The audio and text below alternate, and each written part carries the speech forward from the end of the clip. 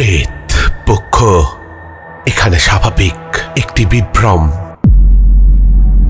সকলকে স্বাগত জানাচ্ছি প্রেতপক্ষের 221 নম্বর এপিসোডে। আশা করি তোমরা সকলে সুস্থ আছো, ভালো আছো। আর আজকে শনিবার রাত 10টা বেজে গেছে। তোমরা সকলে হেডফোন কানে লাগিয়ে প্রস্তুত হয়ে গেছো ভয় পাওয়ার জন্যে। ইতি ও বাস্তুসাপের ঘটনা, যেটা আমাদের নন্দিনী দে পাঠিয়েছে, তার 4র্থ পার্ট আজকে পড়ে শোনাতে চলেছি। ও আমাদেরকে অলরেডি পাঠিয়ে দিয়েছে এবং এও জানিয়েছে যে আরো কয়েকটা পার্ট রয়েছে, তারপরেই এই ইতি ও বাস্তুসাপের ঘটনা শেষ হবে। আমি ইতিমধ্যেই ইতি ও বাস্তুসাপের ঘটনার প্লে লিস্ট বানিয়ে ফেলেছি। তোমরা সেই প্লে লিস্টে গিয়ে আগের 3টে এপিসোড শুনে নিও যারা শোনোনি, তাহলে তোমাদের ঘটনাটা বুঝতে সুবিধা হবে।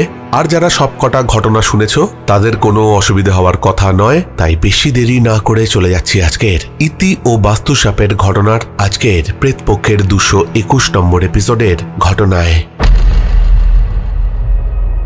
পুজোর জোগাড় সব ঠিকঠাক ভাবে করা হচ্ছে। রথিন বাবুও এসে পড়েছেন আর সবটাই শুনেছেন ইতি দেবীর কাছে। তিনিও একটু চিন্তিত, তবুও তিনি ইতি দেবীকে বললেন যে, আরে শোনো, যুগে যুগে অশুভ শক্তিকে বিনাশ করতে শুভ শক্তির আগমন হয়। আমাদের মনের ভেতরে যে অসুর বিরাজ করছে, আমাদের দেবী তাকে ঠিকই দমন করবেন। তুমি জোগাড় করে যাও, তিনি ঠিক সবকিছু ঠিক করে দেবেন। ইতি দেবী এইসব কথা শুনে মনে অনেকটা জোর পেলেন। ছেলের মাথায় হাত রেখে বললেন, মায়ের হাত কোনোদিন ছেড়ে দিস না বাবা, যেমন পরিস্থিতি আসুক না কেন আমার সাথেই থাকিস। রথিনবাবু ইতি দেবীকে বললেন যে, কাকাবাবু এবার তো পুজোয় যখন এখানেই রয়েছেন, চলো তাকে আমাদের বাড়ির পুজোতে আসার কথা বলে আসি। শত হলেও তিনি তো আপনজন, তিনি একটা ভুল করতেই পারেন, তাই বলে কি আমরা তাকে নেমন্তন্ন করব না? ইতি দেবীও রাজি হলেন আর গেলেন কাকাবাবুর বাড়িতে। দুজনে একসাথে যাওয়াতে কাকাবাবু প্রথমে মনে করেছিলেন যে এরা বোধহয় ঝগড়া করতে এসেছে। পরে যখন বুঝলেন যে পুজোর নিমন্ত্রণ করতে এসেছেন, তখন একটা তাচ্ছিল্য ভরা হাসি হেসে বললেন, ও বাচ্চা ছেলেদের পুজোতে তার কোনো আগ্রহ নেই। কি হবে গিয়ে ওই পুজোর নামে পুতুল খেলা দেখে? তবে ভালো মন্দ রান্না হলে একটু কষ্ট করে দিয়ে যেও। পুজোর দিনে হাত পুড়িয়ে রান্না করতে ভালো লাগে না।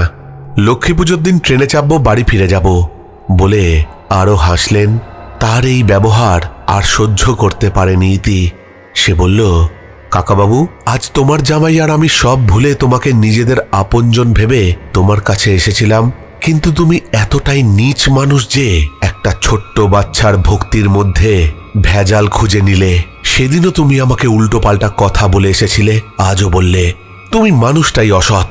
আজ বলে নয়, ছোটবেলা থেকেই দেখছি তোমাকে। তুমি ভীষণই স্বার্থপর মানুষ একটা।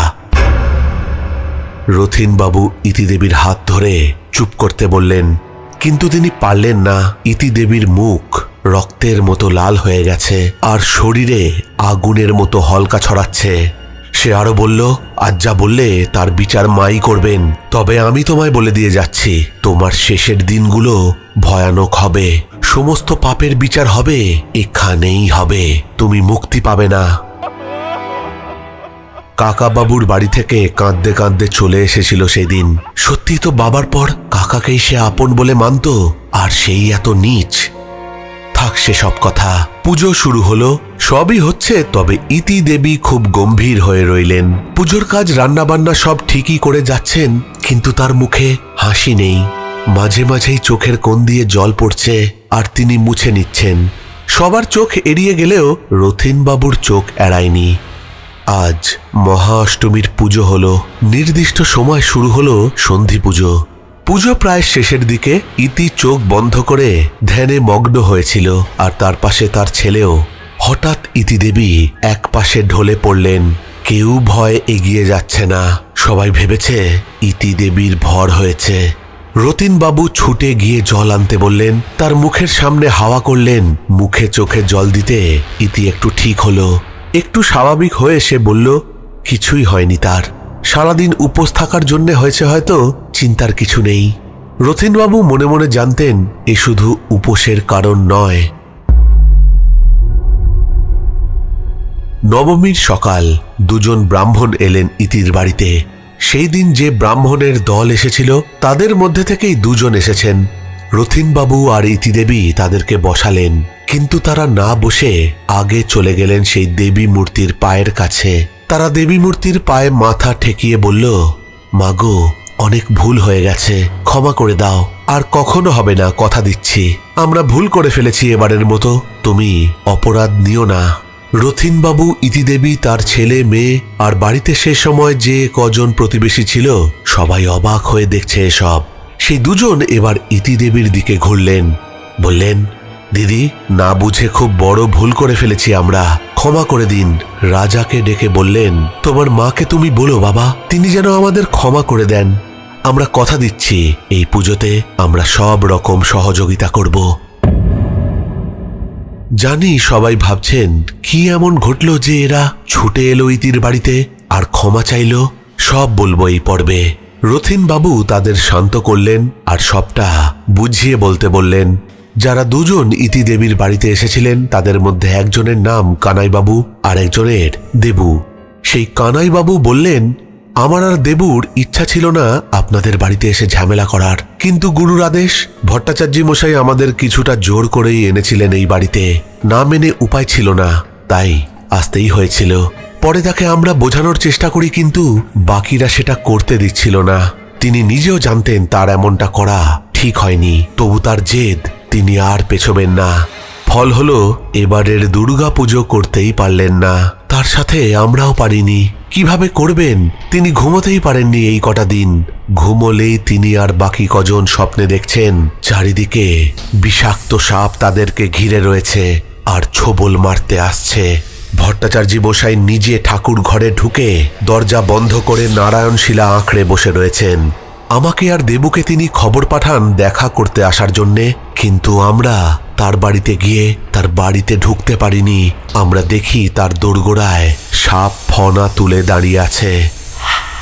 তিনি ঠাকুর ঘর থেকে আমাদের ইতিদেবীর বাড়িতে যেতে বললেন আর বললেন ক্ষমা চাইতে। সবটা শুনে ইতিদেবী ছেলের হাত ধরে প্যান্ডেলের ভেতরে গিয়ে মা দুর্গার মূর্তির সামনে হাত জোর করে বসলেন আর বললেন, মাগো, অনেক শাস্তি দিয়েছ, এবার ক্ষমা করে দাও। রাজাও বলল, মা দুর্গা, তুমি ক্ষমা করে দিও। ইতিদেবী আর রথিনবাবু সেই দুজনকে নিয়ে ছুটলেন ভট্টাচার্য মশাইয়ের বাড়িতে। মনে মনে ইতি বলছিল, মা মনসা, তুমি এদের কোনো ক্ষতি করো না, তুমি ওদেরকে ছেড়ে দাও। অদ্ভুত ব্যাপার যে ভট্টাচার্য মশাইয়ের বাড়িতে পৌঁছে কোনো ফনা তোলা সাপের দেখা তারা পাননি। ভট্টাচার্য মশাইকে ঠাকুর ঘরের বাইরে থেকে অনেক ডাকাডাকি করে বার করা হলো। তিনি এই কদিন কিচ্ছু খাননি। অনিদ্রা আর ভয় তিনি যেন কঙ্কাল সার হয়ে গেছেন। শরীর হয়ে গেছে পুরো অর্ধেক। সেই দিনের সেই তেজ তার মধ্যে আর ছিল না। তাকে ঠাকুর ঘর থেকে বাইরে এনে ঘরে বসানো হলো, জল দেওয়া হলো। একটু ঠিক হয়ে তিনি ইতিদেবীর মুখের দিকে এক দৃষ্টিতে চেয়ে রইলেন। ইতি কিছু বলতে গেল তার আগেই তিনি দু হাত জোর করে বললেন, মাগো, আমায় ক্ষমা করে দিস মা, আমি যে ভুল, সেদিন অনেক বড় ভুল করেছিলাম। আজ তোর কাছে ক্ষমা চাইছি। মাতৃশক্তিকে আমি অপমান করেছিলাম সেই দিন, নারী শক্তিকে ভুল বুঝেছিলাম। তন্ত্র মন্ত্রই সবটা নয়, এরপরও যেটা থাকে সেটা হলো ভক্তি আর আস্থা আর সর্বোপরি ভালোবাসা। ভট্টাচার্য মশাইয়ের বাড়িতে অনেক মানুষ জমা হয়ে গিয়েছিল সেই দিন।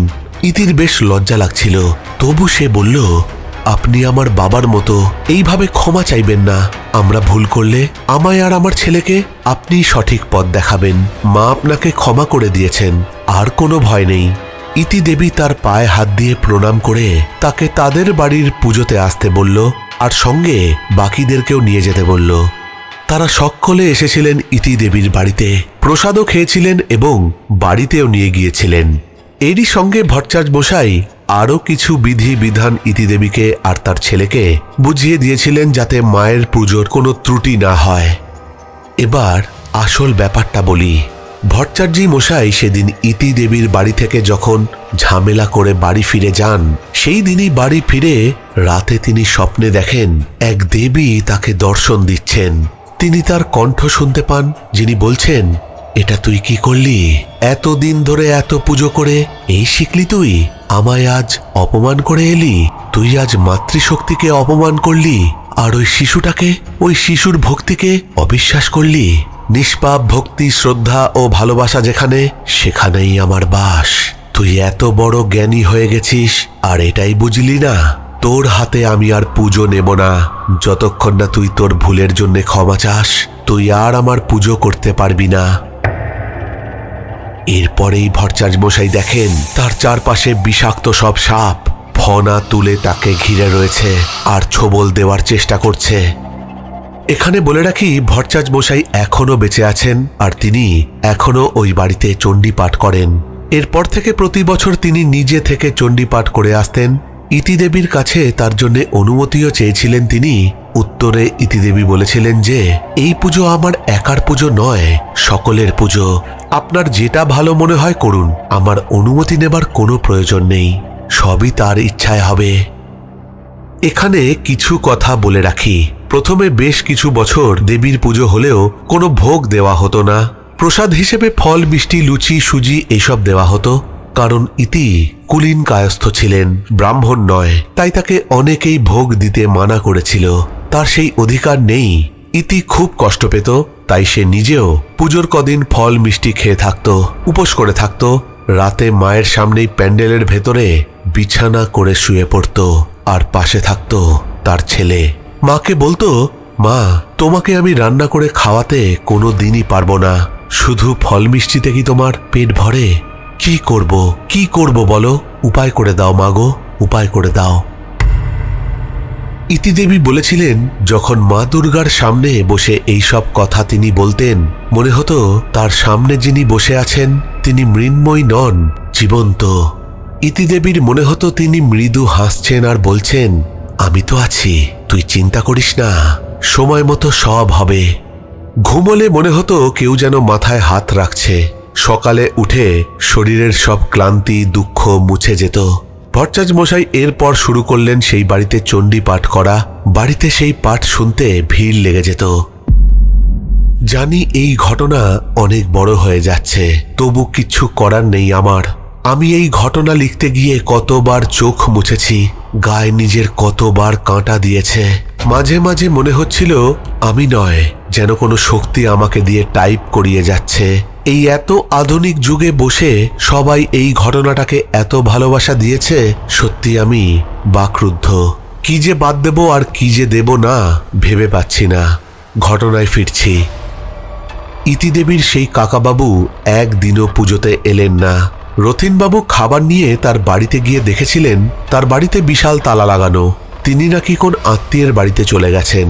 তাও প্রতিদিন রথীনবাবু খাবার নিয়ে গেছেন আর ফিরে এসেছেন। রথীনবাবুর মনটা একটু খারাপই হলো। শত হলেও কাকা শ্বশুর তো। নবমীর দিন থেকে ইতির মুখে হাসি ফুটেছিল। মনে হলো মায়ের মুখেও যেন হাসি লেগে আছে। দশমীর সব শেষ হলে সন্ধ্যের পর বাড়ির সবাই মিলে কাকা বাবুকে প্রণাম করতে গেল। তিনি সেই দিনই ফিরেছিলেন বিকেলে। প্রণাম সেরে বাড়ি ফেরার পর সঙ্গে কাকা বাবুকে ইতি ধরে নিয়ে এলো বাড়িতে। রাতের খাবার সবাই একসাথে বসে করল। তখন জানতে পারল কাকা বাবুর বাড়ি এবার বিক্রি হয়নি। তিনি লক্ষ্মী পুজোর দিন ফিরে যাচ্ছেন আসামের বাড়িতে। সঙ্গে আরেকজনও যাচ্ছে যে কিনা ইতিদেবীর কাকিমার দূর সম্পর্কের ভাইপো। ইতি তার কাকা বাবুকে বলল, এই বাড়িটা বেচো না, এই বাড়ি তোমার লক্ষ্মী, তুমি টিকিট ক্যান্সেল করে দাও আর কটা দিন পরে যাও। লক্ষ্মী পুজোর দিন কেউ বাড়ি অন্ধকার রাখে না, পুজো না দাও অন্তত ধূপ ধুনো তো দিতে পারবে। কিন্তু কাকা বাবু শোনেননি সেই কথা। তিনি সেই দিনই ট্রেনে ওঠেন। এমনকি ইতিদেবী বলেছিল যে ঘরের চাবিটা তুমি আমাকে দিয়ে যেতে পারো, আমি প্রতিদিন ধূপ দেব। কিন্তু তিনি দেননি, এটা ভেবে যদি ইতিদেবী রথীনবাবু বাড়ি দখল করে নেন সেই ভয়। কথায় আছে না, নিজে যে যেমন সে অপরকেও তেমনই ভাবে। গুয়াহাটি পৌঁছে প্ল্যাটফর্মে সেই কাকাবাবুর স্ট্রোক হলো। মারাত্মক অবস্থায় তাকে হাসপাতালে নিয়ে যাওয়া হয়। খবর পেয়ে কাকিমাও ছুটেছিলেন আর তার সাথে গিয়েছিল তারই কিছু নিকট আত্মীয়। কিছুটা সুস্থ হওয়ার পর তিনি বাড়ি ফিরলেন। ডাক্তার বলেছিলেন যে এইবার খুব বাঁচা বেঁচে গেছেন, আর একটা স্ট্রোক হলে তিনি আর বাঁচবেন না। এই স্ট্রোক হওয়ায় কাকাবাবুর পা অসাড় হয়ে গিয়েছিল।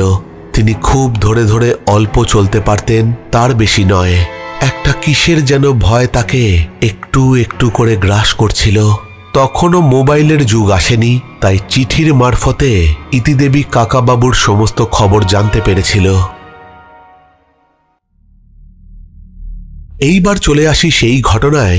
সেই সন্ধি পুজোর রাতে ইতি অজ্ঞান হয়ে পড়েছিল কেন, সেটা রথিন বাবু পরে জানতে পেরেছিলেন। সেটা হলো ইতি চোখ বন্ধ করতেই মায়ের রুদ্র রূপ দেখতে পেয়েছিলেন, দেবী চামুন্ডা রূপে। তিনি দেখেছিলেন যে মা এগিয়ে যাচ্ছেন ভট্টাচার্য মশাই আর কাকা বাবুর দিকে। তিনি চোখ বন্ধ অবস্থাতেই দেখেছিলেন যে ভট্টাচার্য মশাই ভয় চোখ বন্ধ করে 2 হাত জড়ো করে মায়ের জপ করতে লেগেছিলেন, কিন্তু কাকাবাবু ছুটে পালিয়েছিলেন। তার পেছনে ছুটেছিল এক ভয়ঙ্কর বিশাল সাপ, আর সেই সব দেখেই ইতি জ্ঞান হারিয়েছিল।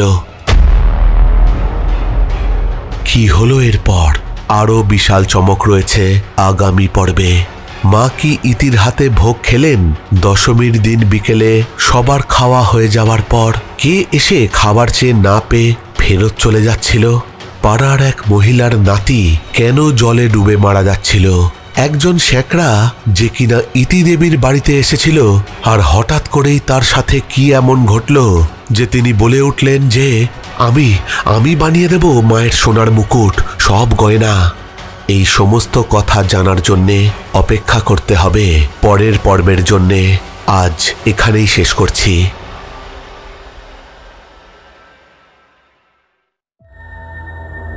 প্রেত পক্ষ এখানে স্বাভাবিক একটি বিভ্রম। তো এই ছিল ইতি ও বাস্তু সাপের ঘটনার 4র্থ পর্ব। আশা করি তোমাদের ভালো লেগেছে। এই ঘটনা কিন্তু অদ্ভুত একটা ঘটনা। এখানে ভয় নেই, কিন্তু অলৌকিক সব ঘটনা ঘটে যাচ্ছে, সেসবই আমরা জানতে পারছি, এবং আগামী এপিসোডেও বুঝতেই পারছি যে আরও চমক থাকতে চলেছে। তোমরা অবশ্যই কমেন্ট করে জানাবে যে তোমাদের কিরকম লাগলো এই ঘটনা। যারা নতুন শুনছো একটু সাবস্ক্রাইব করে দিও আমাদের চ্যানেলকে। যদি তোমাদের ঘটনা ভালো লাগে একটা লাইক দিয়ে দিও, কমেন্ট করো অবশ্যই। আর এটাও কমেন্ট করো যে তোমরা যারা এই ঘটনা শুনছো তারা আগের পর্বগুলো শুনেছো নাকি শোনোনি। যদি না শুনে থাকো প্লেলিস্টে গিয়ে সমস্ত ঘটনা শুনে নিও, তাহলে এই ঘটনা শুনতে আরো ভালো লাগবে। কেননা এই ঘটনার আরো 3টে পর্ব হয়তো আছে, সেরকমই আমাকে নন্দিনী জানিয়েছে। আর এর সাথে আরেকটা ঘটনাও ও আমাকে পাঠিয়েছে, যেটা বাস্তুসাপের ঘটনা নয়, একটা অন্য ঘটনা। সেটা আমি মঙ্গলবারের এপিসোডে পড়ে শোনাবো। আজকের এপিসোড এখানেই শেষ নয়, আরেকটা ঘটনা দিয়ে আজকের এপিসোড সাজিয়েছি। ঘটনা পাঠিয়েছে তুহিনা চক্রবর্তী বাঁকুড়া থেকে। তুহিনা তার বান্ধবী তৃষা এবং তার স্বামী রোহিতের সাথে ঘটে যাওয়া ঘটনা, বা বলতে পারা যায় এক অদ্ভুত অলৌকিক ভৌতিক ঘটনা আমাদেরকে লিখে পাঠিয়েছে। প্রথমবার তুহিনা আমাদেরকে ঘটনা পাঠাচ্ছে, তাই সকলে তুহিনাকে ওয়েলকাম করছি। তুমি এরকম ঘটনা আরো পাঠিও। তোমার স্টকে যদি ঘটনা থাকে তুমি নির্দ্বিধায় আমাদেরকে পাঠিয়ে দিতে পারো। তবে আজকে যে ঘটনাটা পাঠিয়েছে সেটা আর কোনো রকম বিলম্ব না করে চলে যাচ্ছি আজকের প্রেতপক্ষের 221 নম্বর এপিসোডের 2য় ঘটনায়। তৃষা এবং রোহিত নব দম্পতি। রোহিতের বাড়ির অবস্থা খুবই ভালো। তার বাবার এত টাকা যে তাকে চাকরি করতে হতো না। তাদের পারিবারিক ব্যবসাতেই সে যদি বসে পড়তো তাহলেই তার জীবন পায়ের ওপর পা তুলে কেটে যেত। কিন্তু রোহিত পড়াশোনায় বরাবরই ভালো, আর সে গ্র্যাজুয়েশনের পরে পরীক্ষা দিয়ে একটি সরকারি স্কুলে চাকরি পেয়েছে। তবে চাকরির জায়গা তাদের গ্রাম থেকে কিছুটা দূরে আরেকটি নির্জন গ্রামে। সঙ্গত কারণে সেই স্কুলের আর গ্রামের নামটি উল্লেখ করছি না। রোহিত আর তৃষা সেই গ্রামে এসে প্রথমে ভাড়া বাড়িতে উঠেছিল, কিন্তু তাদের চোখে পড়ে যায় একটা পুরনো বাড়ি। বাড়িটা ছিল খুবই সুন্দর, কিন্তু গ্রামবাসীদের জিজ্ঞাসা করলে তারা এই বাড়ির ইতিহাস সম্পর্কে খুব একটা কথা বলতে চাইতো না। সবাই বলতো এই বাড়িতে নাকি কালপুরুষ আছে। তবে তৃষা এবং রোহিত এইসব কথায় বিশ্বাস করত না।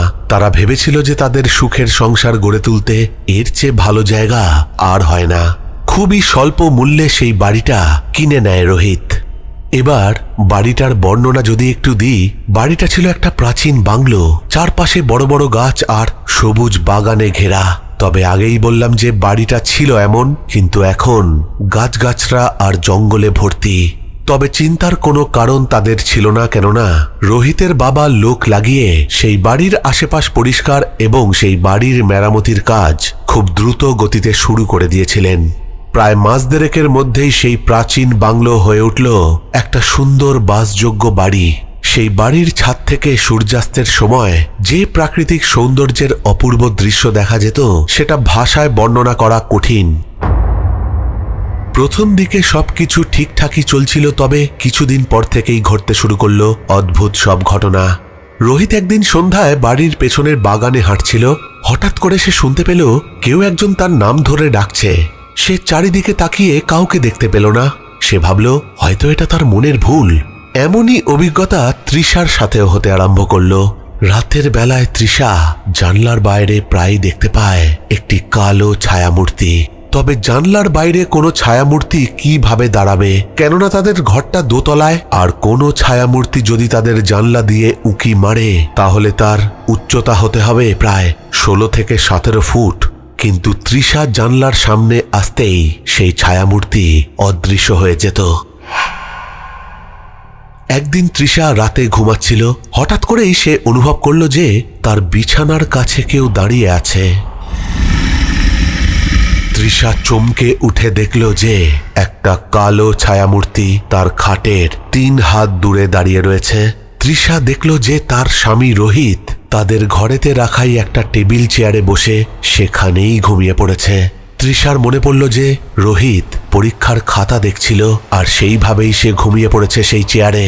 তৃষা কি করবে বুঝতে পারল না। কিংকর্তব্য বিমূঢ় হয়ে সে চিৎকার করে উঠল।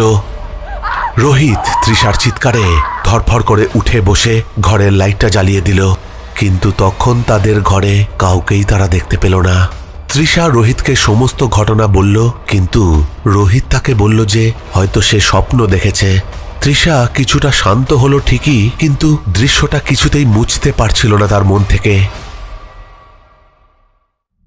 একদিন সকালে রোহিত স্কুলে চলে যাওয়ার পর তৃষা ঘরে একাই বসেছিল। ঘরের কাজ সারার পর সে চলে গেল রান্নাঘরে। তখনই সে শুনতে পেল কেউ একজন গুনগুন করে গান গাইছে। সে ভেবে পেল না যে এই গান কোথা থেকে আসছে। সে ঘর থেকে বেরিয়ে আস্তে আস্তে সেই আওয়াজের দিকে এগোতে লাগলো। এখানে আগে বলিনি যে তাদের বাড়ির পেছন দিকটায় একটা বন্ধ ঘর ছিল। সেটা রোহিতের বাবা লোক লাগিয়ে ভালোভাবে মেরামত করে দিয়েছেন ঠিকই, কিন্তু সেটা এখন তাদের বাড়ির অপ্রয়োজনীয় জিনিস দিয়ে ভরিয়ে রেখেছে। গুনগুন করে গানের আওয়াজটা সেই বন্ধ ঘর থেকেই আসছে। তৃষা সেই ঘরের চাবি নিয়ে বাড়ি থেকে বাইরে বের হয়। তৃষা সেই দরজার তালা খুলে ভেতরে ঢোকে। ঘরটা অন্ধকার, কিন্তু আলো আধারিতেই সে দেখতে পেল ঘরের মাঝখানে একজন বৃদ্ধ ব্যক্তি বসে আছেন। তার চেহারায় ছিল এক ধরনের অদ্ভুত বিষণ্ণতা। তৃষা তার দিকে তাকিয়ে বলল, কে আপনি? এখানে কি করছেন? আরে এই তালা মারা বন্ধ ঘরে আপনি কোথা থেকে ঢুকলেন? বৃদ্ধটি তৃষার দিকে তাকিয়ে মৃদু হাসল এবং বলল, আমি এই বাড়ির পুরনো মালিক। এখানে অনেক কিছু ঘটেছে যা তুমি জানো না। এই বাড়ির ইতিহাস খুবই ভয়ঙ্কর। তৃষা ভীত হয়ে বলল, আপনি কি বলতে চান? বৃদ্ধটি বলল, এই বাড়িতে একদিন আমার পরিবার ছিল। এই বাড়ির উঠোনে ছিল একটা কুয়ো, যেটা আমি অনেক টাকা খরচ করে মাটি ফেলিয়ে বন্ধ করে দিয়েছিলাম। তবে তখন অনেক দেরি হয়ে গেছে। আমার স্ত্রী, 2 মেয়ে আর 1 ছেলে সেই কুয়োতে আত্মহত্যা করে মারা গিয়েছিল। তবে কোনো কারণ ছিল না।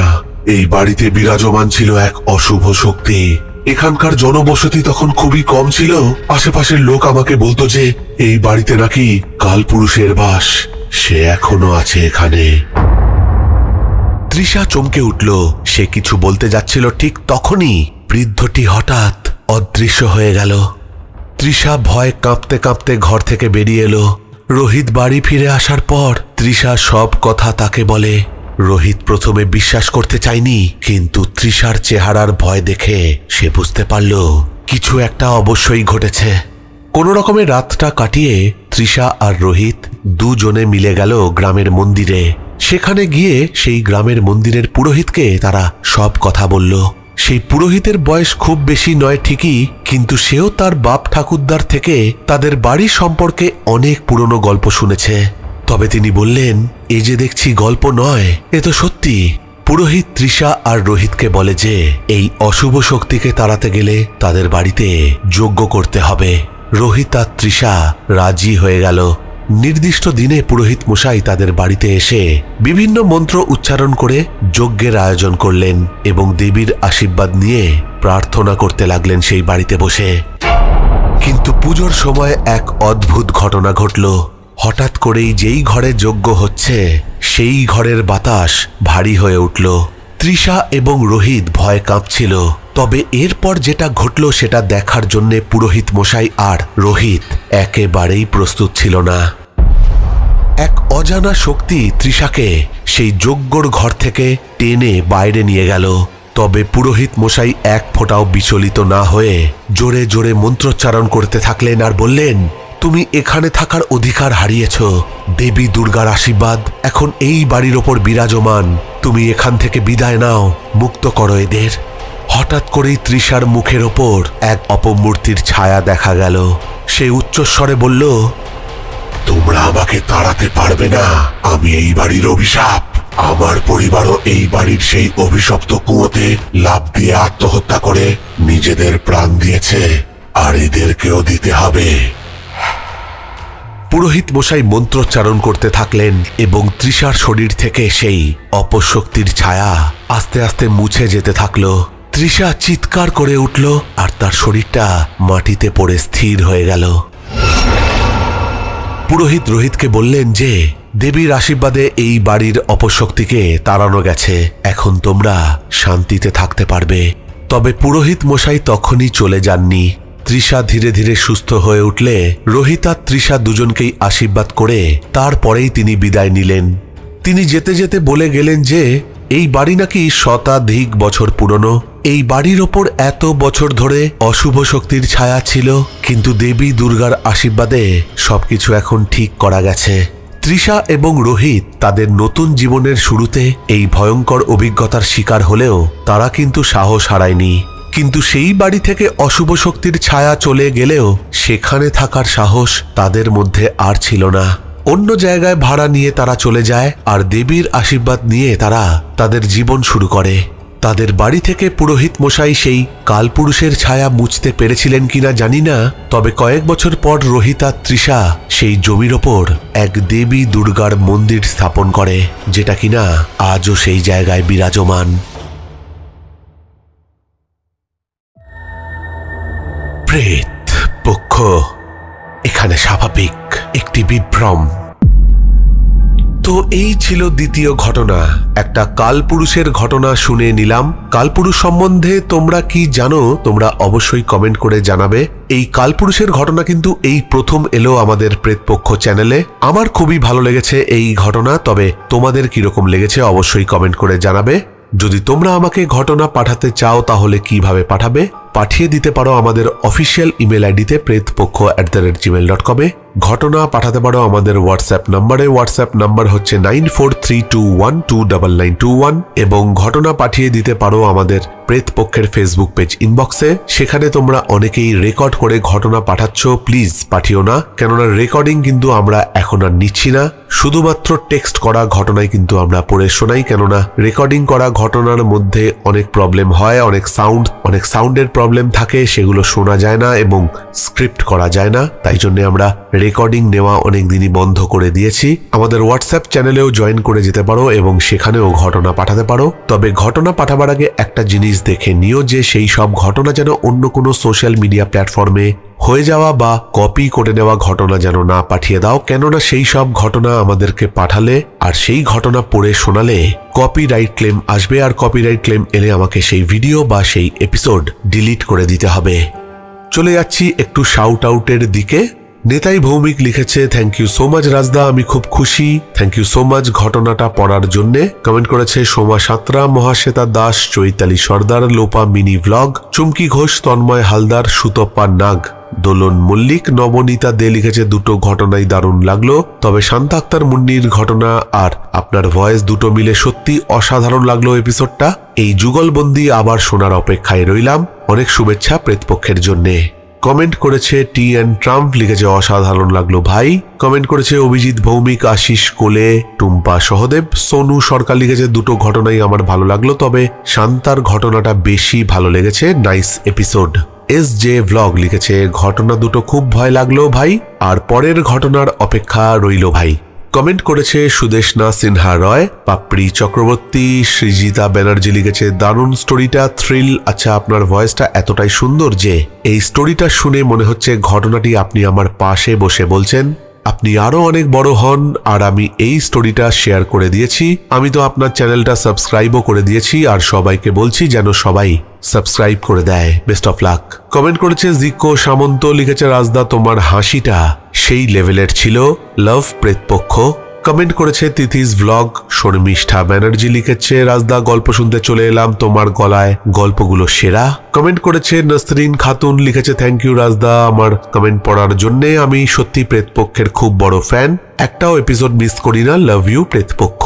কমেন্ট করেছে রাজেন রয়, গীতা গোস্বামী, মোহাম্মদ মঞ্জু, সুদীপ্তা ব্যানার্জি, সোমনাথ দাস, অমৃতা ব্যানার্জি, পূজা রয়। কমেন্ট করেছে সরস্বতী হালদার, নো ওয়ান। একলা পথের পথিক রে ভাই লিখেছে, ঘটনা ভৌতিক হওয়ার পাশাপাশি যথেষ্ট বেদনাদায়ক, 21 শতাব্দীতে এসেও আমরা সভ্য হতে পারলাম না, লজ্জাজনক বিষয়। কমেন্ট করেছে ইসমাইল কমেডি, অভি স্টুডিও। ঈশান দাস লিখেছে, ঘটনা খুব সুন্দর হয়েছে, আর একটা কথা বলি দাদা, তুমি আমার কমেন্ট পড়ো না।